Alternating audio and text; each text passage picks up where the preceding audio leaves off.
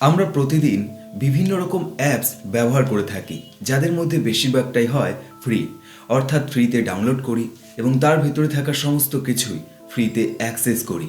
এখন প্রশ্ন হলো, এই ফ্রি অ্যাপসগুলো সত্যি কি ফ্রি? এর উত্তর হলো না। এই অ্যাপসগুলো হয়তো আপনার কাছ থেকে টাকা নেয় না, কিন্তু তার চেয়েও অনেক দামি জিনিস তারা কালেক্ট করে নেয়। তার মধ্যে প্রথম হলো আপনার ডেটা।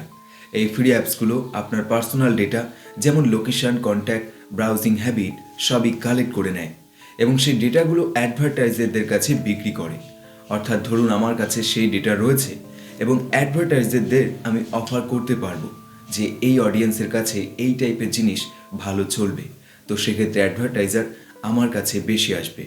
এর বাইরেও কিছু ফ্রি অ্যাপসে লুকোনো রিস্ক থাকে, কারণ সেই অ্যাপসগুলো তৈরি করা হয় সেভাবে।